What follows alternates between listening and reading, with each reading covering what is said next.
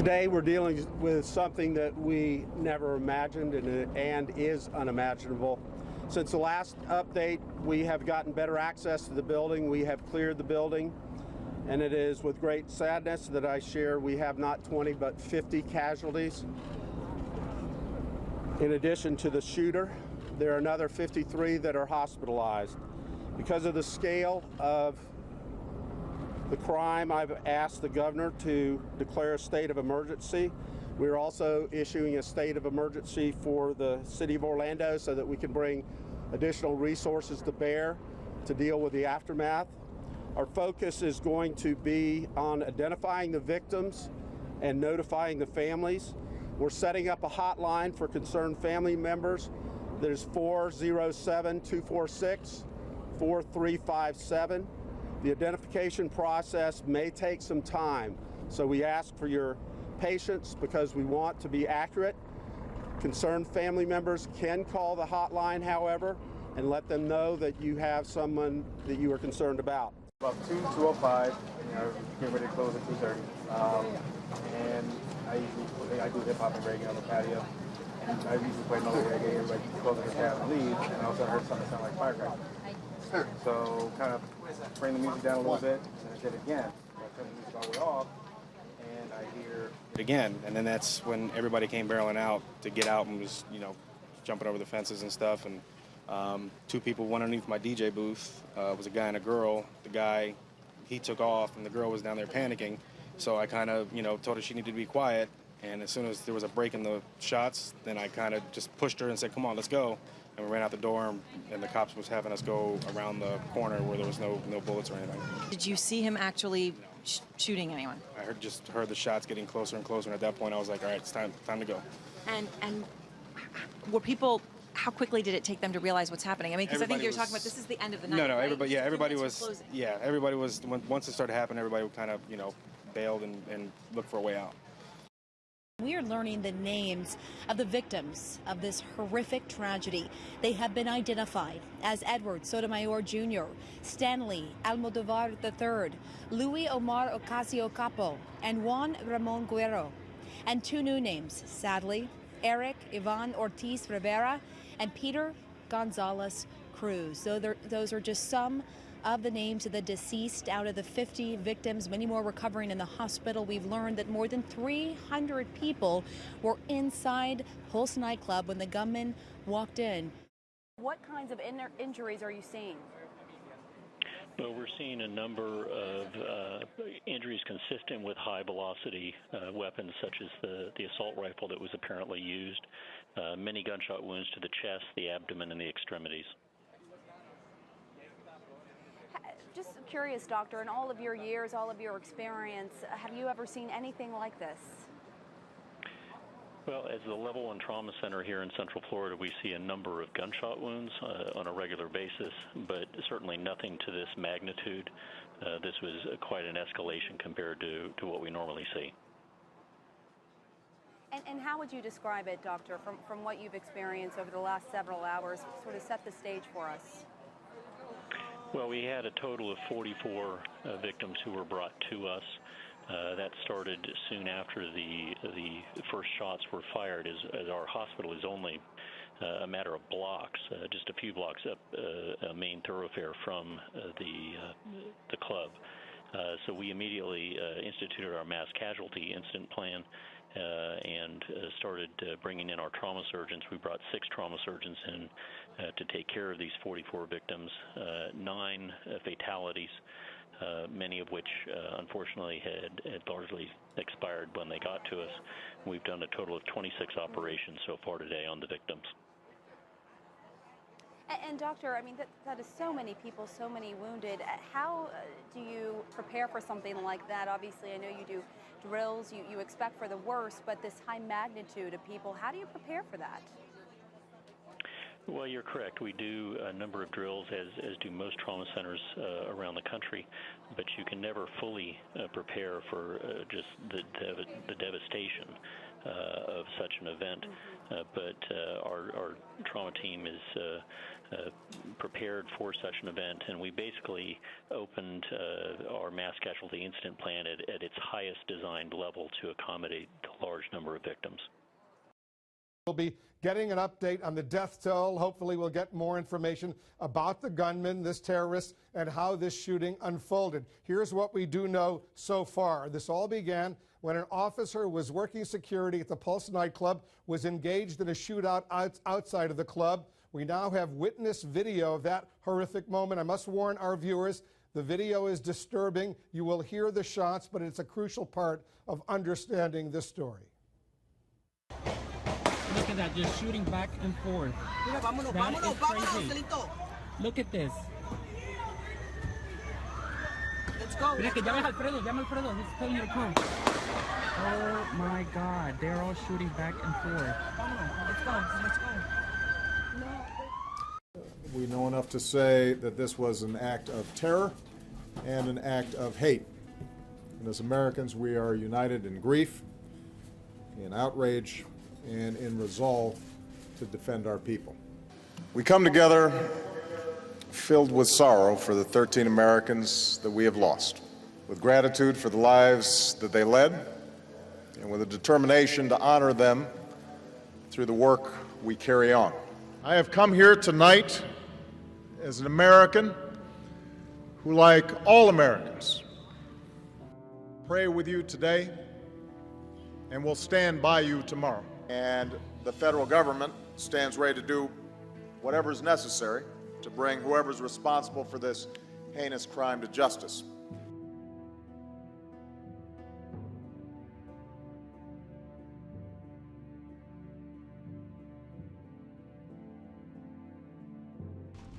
And each time I learn the news, I react not as a president, but as anybody else would, as a parent.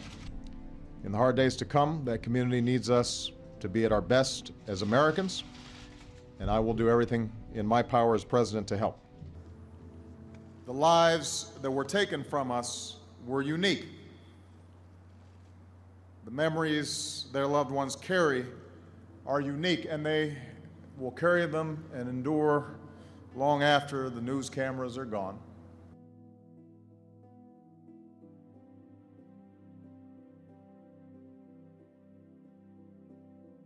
The country has to do some soul searching about this. This is becoming the norm, and we take it for granted in ways that, as a parent, are terrifying to me.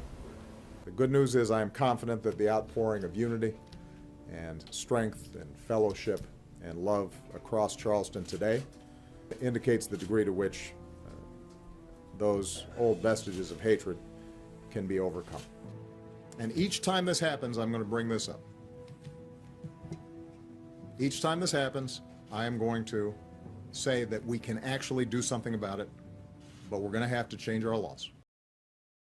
Around 1:45, we start making our way back to the main bar, though that we originally started at the smaller one and hung out there. 2 o'clock, we started changing out, cashing out our check, signed the paper, and then DJ was playing a typical set that incorporated what we thought was gunshots as part of the music, 4 shots, bop, bop, bop, bop. And, but for some reason it was different. No one put 2 and 2 together until the 5th and 6th, between 10 and 20. That's when everything really started getting real. And then we all, at that point, did a domino effect, all to the floor. Everybody, at least at that part of the club. I can't speak for the main floor or anything else, but at least from what I saw in our section of the bar, it was just a quick drop, hit the floor, hit the ground. And how did you get out? How quickly did you get out of the club? A minute and a half, seemed like 10, seemed like 20, but by the time it got to 20 to 30 rounds, we were already trying to exit a small exit way, side stage that was for an employee access only. And it was very, very narrow. Once we got to this little alleyway, there was about 20 to 30 people trying to push themselves through a very small cabinet-looking door. And then there was a huge gaping hole in the fence that literally looks like people just punched it and kicked it down in order to get out because they realized that wasn't working. And all in all, probably like a minute and a half, 2 minutes just to exit the building. But we were still on premises dealing with casualties that we decided to stay by, help out. We're so glad that you got out. Did you happen to see the shooter? No, not at all, actually. We at first heard the gunshots, and then when we realized that it was actual real life, we hit the ground, and then we started to realize that it's getting closer and louder and louder. There was about a 10-second break where we didn't hear any more gun bullets going off, and that's when we made a jet for the door. But like I was telling someone else before, I didn't even want to look back. I didn't. Why? To look at them, that would be the last thing I see in my face and the last memory I have. That's not something I want to remember. We just wanted to make sure. We heard that it was coming closer. We ran out, we jetted, and tried just saving ourselves and saving as many people as we could just to get out of there. Did all of your friends make it out? I went originally with my best friend, yes. He was with me the entire time.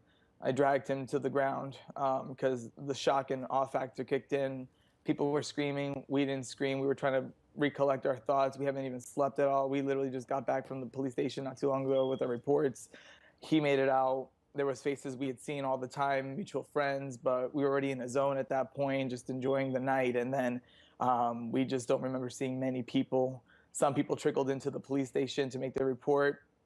Others we did hear, mutual friends, did not make it. One succumbed to 2 chest back wounds. The other was shot and was dragged out. One of our longtime bartender friends was actually in a small little fitting room with about 10 other people hiding in there, just waiting for a miracle, waiting for someone to come in and just rescue them. This is so horrible. Louis, when you were outside and you were helping other people who had escaped, tell us what that scene was like.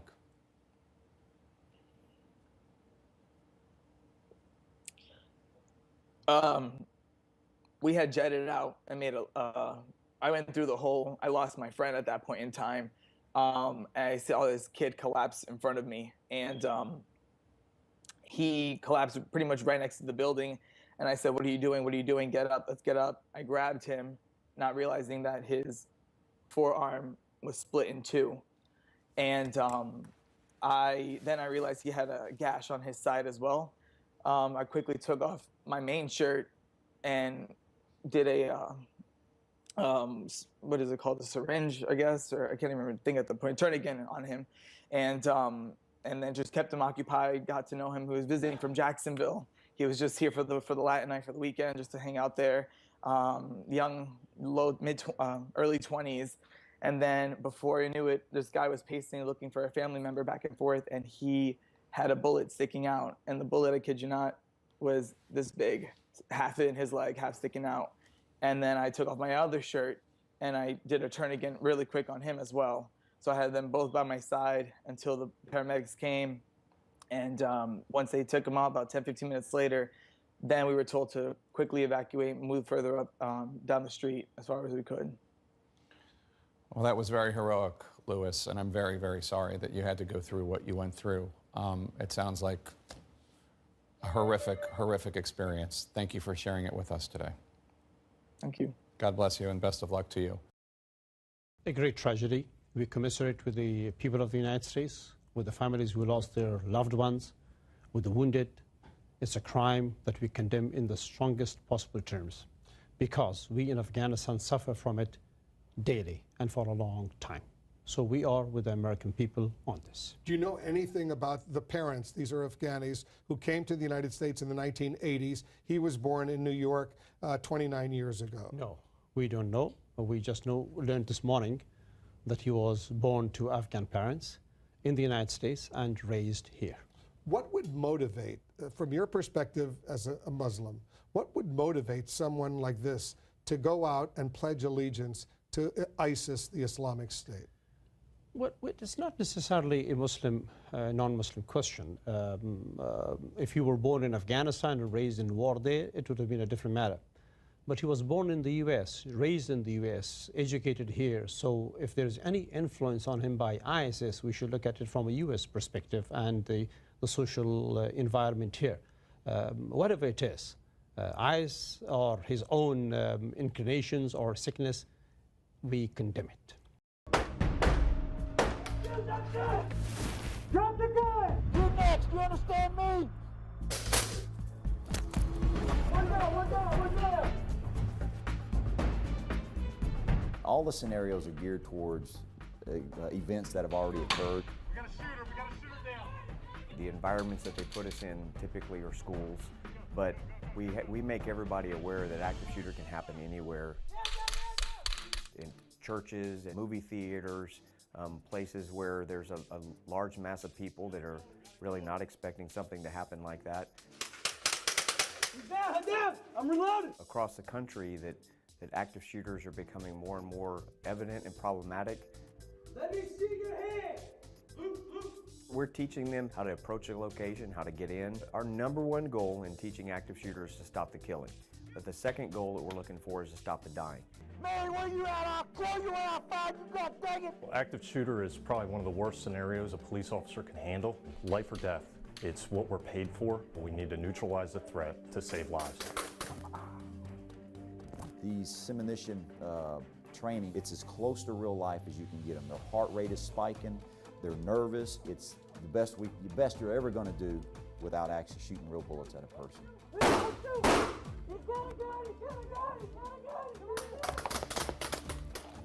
There have been, suspicious men with guns, but no shots have been fired kind of thing, and they're coming in to investigate, and it turns into a shooting. They've dealt with explosives, IED kind of awareness. I'm gonna kill him in 10 seconds. 10, 9. They're also dealing with hostage situations. Training builds confidence. A lot of these guys don't have much confidence because they don't get environments like this. The lessons we learn under stress is the lessons we retain the longest. I mean, this was actually a really good job. All this done right here. Weeks after they've gone through the training, they've actually been involved in incidences, and it's helped them survive those incidences, so it is helping. Make no mistake, terrorism is a strategic war against our minds. It's weapons, fear, panic, and most importantly, an overwhelming feeling of vulnerability. If we feel vulnerable, we'll be in constant fear, and that's exactly what they're trying to achieve. Bombs are set off in places where we gather. The message, we will find you where you work and play. Shooting unsuspecting innocent people. The message, there is nowhere to hide. The flames of war are only beginning. Videos revealing the horrors of rape, mass murder, and beheadings, even beheadings carried out by children. The message, no one is immune. In fact, following a terrorist attack, studies show it's the most vulnerable of us who will suffer longest, especially those with personal histories of trauma. But while most everyone may be fearful or anxious for a few weeks, the vast majority of us will prove resilient. And in this regard, experts say terrorism is a failed strategy because research shows that terror often backfires, making nations stronger as citizens band together and angry countries join ranks to fight back. But history has also proven terrorism only works if we allow ourselves to be terrorized. This is a photograph of the shooter, Omar Siddiqui Mateen. That is what he looks like. We are still getting information from law enforcement. What we have been told about this individual is that he's from Fort Pierce. He had been trained as a security guard, and according to Congressman Adam Schiff, who's on the House Intelligence Committee, local police have told him that Omar Siddiqui Mateen pledged allegiance to ISIS. Paul Cruikshank, we have him now. He is our terrorism analyst here at CNN. Paul Cruikshank joining us now live from London. Paul, what can you tell us if this was in fact related to ISIS in some way? Has ISIS claimed responsibility. Is there a response from the horrific misanthropes of ISIS? What are they saying? Jake, there has been no claim of responsibility from any group, including ISIS, so far. However, on pro-ISIS forums, their supporters are reacting with considerable excitement in the wake of this shooting. I think we can expect that to rise if some of these reports that the shooter pledged allegiance to ISIS are borne out. We've seen that in numerous cases in the West where a gunman or an attacker pledges allegiance to the leader of ISIS just before launching an attack. We saw that with that kosher market attack in Paris in 2015, an attack a few months later in Copenhagen. We saw that also in the United States with the San Bernardino shootings, and also an attempted shooting in Garland, Texas in 2015. So it has been a feature of these plots, ISIS-inspired plots, where the shooter will pledge allegiance to the leader of ISIS so that ISIS can then take ownership of the attack. I think we can expect, if these reports are borne out and they are confirmed, I think we can expect ISIS to take a great deal of ownership for this attack. This would be the worst terrorist attack on U.S. soil since 9/11. My mother put a gun to her head and shot herself. My father was killed in a workplace shooting. I was shot when I was 13 by my stepfather. My daughter was murdered on Mother's Day in 2006. I'm a survivor of the shooting at Virginia Tech in 2007. I was shot 4 times in French class and still have 3 bullets in my body today.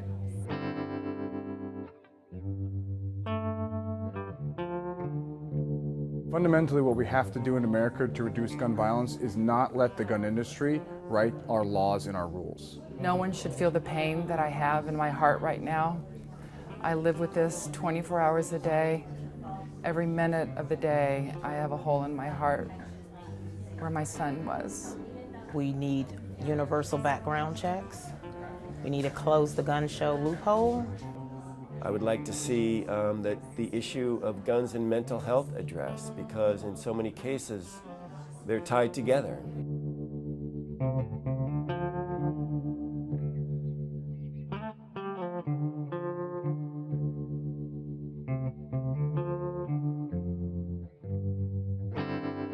I believe it's important that we take back our power and not let gun violence in this country rule over right. I think we can keep the Second Amendment whole and do legislation to keep guns out of the hands of violent people.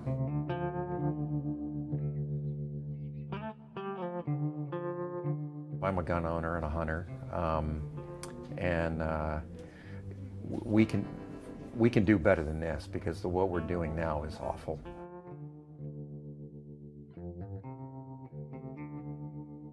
You too could be right where I am, grieving because somebody took it upon themselves to use a gun and kill people. I'm the mother no one wants to be, and you don't have to be. It's time for every American to stand up and say we've had enough, and we'll do whatever it takes. Approximately 02:02 hours this morning, we had an officer working at Pulse nightclub who responded to shots fired. Our officer engaged in a gun battle with that suspect. The suspect at some point went back inside the club where more shots were fired. This did turn into a hostage situation. From there, obviously multiple officers from various agencies responded. SWAT team responded. At approximately 0500 hours this morning, the decision was made to rescue hostages that were in there. Our SWAT officers exchanged gunfire with the suspect. The suspect is dead. He appeared to be carrying a rifle, an assault-type rifle, and a handgun, and had some type of device on him. That's what we're doing right now, checking the area for devices. There are multiple people that are dead inside. I don't want to give anyone a number right now, but multiple people are dead inside Pulse nightclub, and at least 42 people have been transported to various hospitals around. So do not have an exact count. Obviously, our condolences go out to the friends and family. We're going to continue to work with the FBI and the Florida Department of Law Enforcement and the Orange County Sheriff's Office on this joint investigation. Yeah, about 42 taken to 3 area hospitals and approximately 20 dead inside the club. I don't want to give you an exact number until we have that. We know that Orlando police telling us the shooter inside that nightclub where this happened is dead. They tweeted that just a couple of moments ago. But that does not mean that they have secured that entire area, because they could still be looking for another shooter. They have just clarified one shooter inside is dead. Yes, for people who are just waking up, let me tell you what we know. This is a shooting that happened at Pulse Orlando. It's a gay nightclub in downtown Orlando, the heart of the city. Happened around 2 a.m., so about 4 hours ago now. This man, at least one person, walked into this crowded nightclub. Multiple victims now headed to several hospitals in that area. We know that the Orlando Regional Medical Center, the Arnold Palmer Hospital, the Winnie Palmer Hospital, all on lockdown. It happened just several hours ago, and this from the Facebook post of the club around 2, telling everyone to get out of Pulse and keep running. We have our law enforcement analysts here. We'll get to them in just a moment, but Orlando police have said that this was a situation that ended with mass casualties. There was an explosion that was heard in that area, but police have said that that was a controlled explosion by law enforcement. We're watching a massive police presence kind of reconfigure right now. Crime scene investigators actually just showed up to add to the half dozen to a dozen agencies that are already here on the scene. Orlando police, sheriff's deputies, several agencies from Central Florida on the scene right now, as well as helicopters in the air. Obviously, a very serious situation.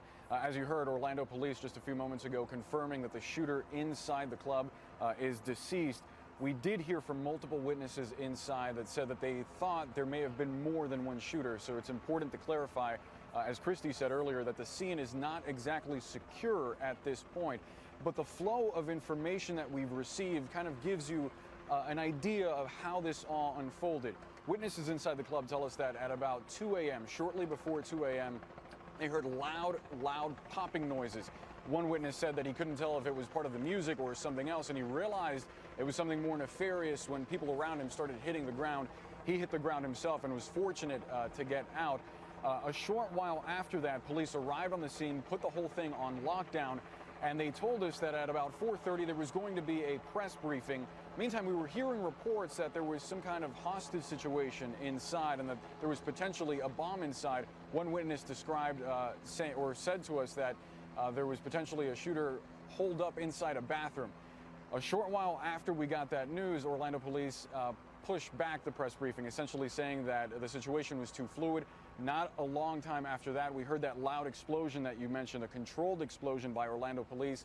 Then we started getting more information until we heard just about a half hour ago Orlando police saying that this is a mass casualty event. So it gives you an idea. If we heard that loud explosion, then they were able to confirm that there were mass casualties, that a SWAT team was able to move in and confirm some of those details.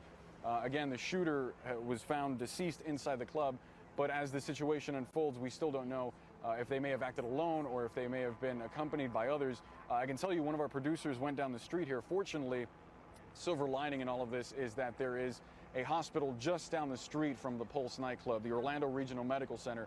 Our producer walked down there and he said that there is a line of gurneys and doctors outside, as well as families of many people that believe that their loved ones were at Pulse nightclub. They're trying to get information and people are obviously trying to get taken care of. So there's still many details to parse through. We're going to keep pressing for more information and we'll bring it to you as soon as we get it. We just learned some more about this suspect, 29-year-old Omar Siddiqui Mateen, including the interviews he actually had with the FBI in connection with investigations. Apparently, he had made some sympathetic comments about ISIS that generated the initial interviews. He was interviewed, but they found no conclusive evidence. They said it was inconclusive as to any specific solidarity or sympathy, support, involvement with ISIS. They did tell us, though, that on this 911 call that he made into this terror operation, he did express his support for, quote, the leader of the Islamic State. Peter Bergen, he also mentioned specifically the case of Manar Abu Salah back in 2014, an American who went to Syria for ISIS. Well, this is fascinating that the FBI would be investigating Mateen for his connections to Manar Abu Salah. Manar Abu Salah was recruited by Al-Qaeda in Syria, the local group there. It's known as the Nusra Front. He traveled from Florida to Syria, got training, then came back to Florida, unbeknownst to the FBI until later, met with a number of people, and then went back to Syria again to conduct a suicide operation for Al-Qaeda. So the fact that this guy, Mateen, seemed to have been, you know, in the social circle of Manar Abu Salah, who's also a Floridian, who was recruited by Al-Qaeda, you know, I think is, you know, quite significant. But I think it's pretty clear at this point, I'm safe in saying that this is an individual that was either directed or probably, I think in all likelihood, inspired to take on this attack by some radical Islamist element, be it ISIS or Al-Qaeda, although I think there's some indications it might be ISIS. And this is the biggest threat our country now faces in terrorism, is the homegrown violent extremist. An individual like this, born in New York, raised in the United States, a U.S. citizen, living among us freely, and before he reaches the age of 30, becomes radicalized and inspired to take action like he did early this morning. And there are hundreds of people like this that we're watching all across the country that pose this threat. It's a really an emerging threat that is very dangerous, the hardest terrorist threat we've ever confronted in the history of this country. And what can you tell us, Senator, about this 911 call that he placed approximately 20 minutes into this assault, pledging allegiance to the leader of the Islamic State? My understanding is there was such a call made. I haven't heard the recordings. He pledged allegiance to ISIS, not to any particular leader, but that's irrelevant. Bottom line is that he certainly didn't do this. This is not some confused or deranged individual. This is a terrorist. He knew exactly what he wanted to do in the furtherance of an ideology he had bought into, an ideology that justifies and in fact calls for the death of the infidels, and he carried out this attack here in Orlando. This could have been in any city in America. Unfortunately, it was here. And my fear is that we're going to see more of this because you have a very significant homegrown violent extremist threat in America that continues to grow and is very difficult to identify or stop. We're following the breaking news on the mass shooting in Orlando, Florida, that's left 50 people dead and more than 50 people injured. The shooter actually called 911 surrounding the attack to pledge allegiance to ISIS and mentioned the Boston bombers, according to a U.S. official. Evan Perez is getting this information for us. Evan's joining us on the phone. Evan, specifically update our viewers what you've just learned. Well, Wolf, we know that one reason why FBI immediately believed that this was an Islamic attack was simply because of that phone call that the shooter made. He made a call to 911 around that time of the attacks and pledged allegiance to ISIS. Now, the investigation is still ongoing. There's still a lot of information that is not known because the shooter is dead. They're going to have to put a lot of this together. But we do know that he was investigated, at least in the past, by the FBI. And he wasn't the focus of these investigations, but he was suspected of having ties to Islamic extremists in sympathy with Islamic extremist ideology. We're told that those investigations concluded without any action on him, any charges brought against him. And again, he wasn't the focus of those investigations. His name came up as part of an ongoing investigation of other people. Now, the question that will be asked in the next few days, Wolf, is how someone with that past was able to still continue to work as a private security guard for a company that does a lot of work with the federal government. They have contracts to protect federal buildings, and we know that he worked for one of these major contractors down there in Fort Pierce, Florida, where he lived.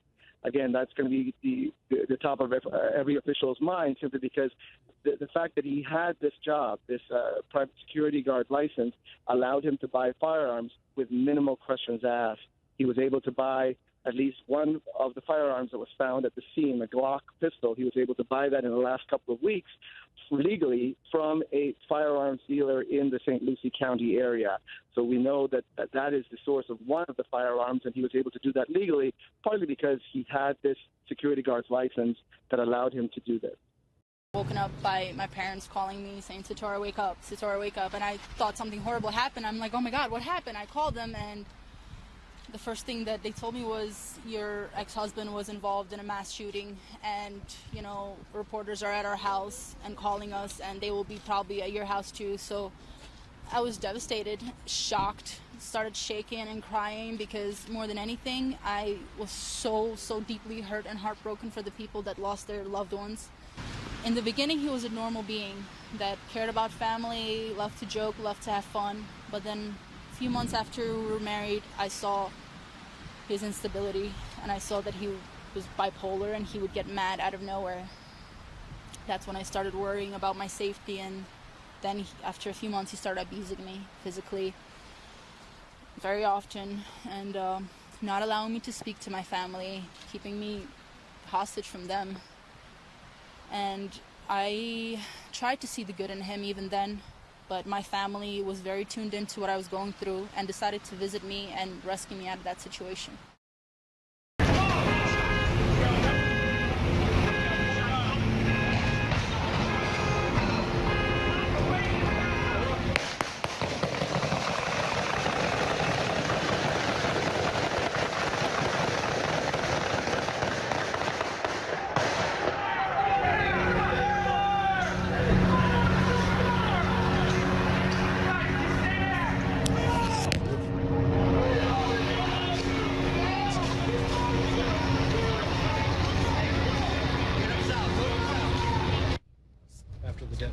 Okay, David Ward joins us now. So this all happened just shortly after when the club was closing, close to 2 a.m. But then what you captured was, because there was a hostage, there was a standoff for a while. He was in there for a while.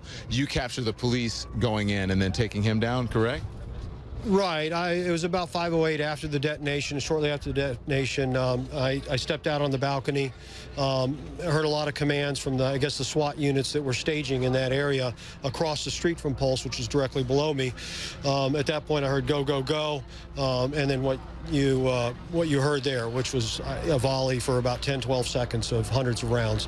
I think they were breaching in where the machine rammed through the backside of the building, and then I think that's where they went in from. How long have you been standing out there? Do you live there, or you just happen to be on the corner unit right across the street? Okay, so you live there. So did you hear the original commotion? I did. I was asleep. I heard two shots. I thought originally were backfire from a car or something. There's usually a lot of commotion anyways every night there.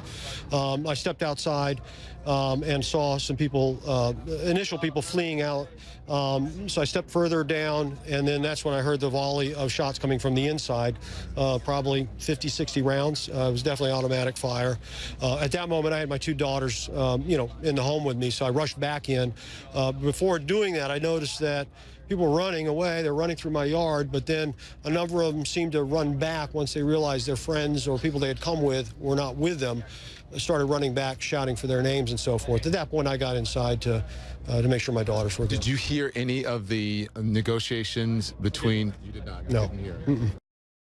The shooter targeted a nightclub where people came together to be with friends, to dance and to sing and to live.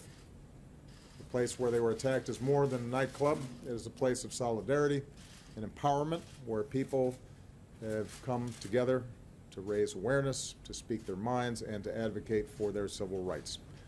So this is a sobering reminder that attacks on any American, regardless of race, ethnicity, religion, or sexual orientation, is an attack on all of us and on the fundamental values of equality and dignity that define us as a country. And no act of hate or terror will ever change who we are or the values that make us Americans. I got there at like 12:15, 12:30, and I wasn't there very long. But,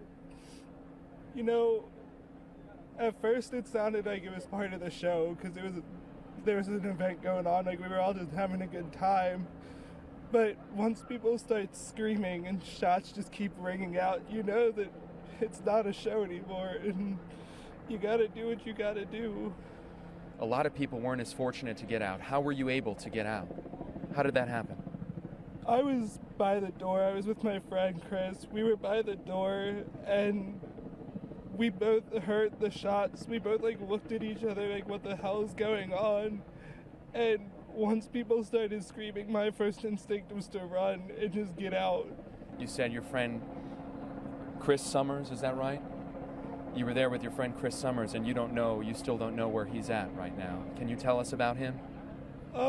He was a good guy. He's one of my really good friends. I don't know where he is. I don't know what his status is. He's not answering his phone. I can't go to the hospital. I can't. So I'm just trying to figure out if he's okay. Because right now he's my main priority, because I'm fine. So. What if you can talk to him, if he's watching this, or if somebody, maybe he's in the hospital right now, if you can talk to him, what would you tell him?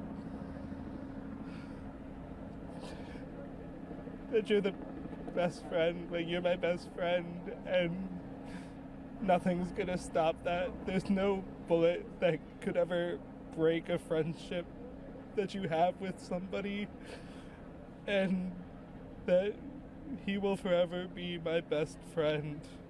I don't know. I still think that I'm gonna wake up and everything's gonna be normal, but it's not. This is what happened. There is no going back. The millions that are watching this, that want to help, is there anything that you want to tell them? Anything you want to tell the world right now? Anything that you need to get through this? Just keep praying. I'm not a very religious person or whatever, and whatever religion you are, no matter what you believe, just send it whatever our way. We all need it. We all need something. We all need that hope. Just keep praying for us. We all need it. I have a word for ISIS and their supporters. How would you stand before God and answer to your crimes against innocent people, thousands of innocent people, Muslims, Christians, and other minorities? You do not speak for us. You do not represent us. You are an aberration. You are an outlaw, or as we call it in Islam, they are Khawarij. They are outlaws. They don't speak for our faith. They never belonged to this beautiful faith. They claim to, but the 1.7 billion people are united in rejecting their extremism, their interpretation, and their acts and senseless violence.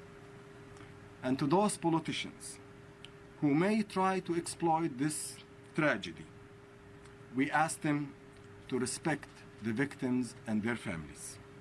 This is not the time to score points. This is not the time to exploit fear. This is the time for unity and faith. Today we're dealing with something that we never imagined and is unimaginable. Since the last update, we have gotten better access to the building. We have cleared the building, and it is with great sadness that I share we have not 20 but 50 casualties. In addition to the shooter, there are another 53 that are hospitalized. Because of the scale of the crime, I've asked the governor to declare a state of emergency. We're also issuing a state of emergency for the city of Orlando so that we can bring additional resources to bear to deal with the aftermath. Our focus is going to be on identifying the victims and notifying the families. We're setting up a hotline for concerned family members. There's 407-246-4357. The identification process may take some time, so we ask for your patience because we want to be accurate. Concerned family members can call the hotline, however, and let them know that you have someone that you are concerned about.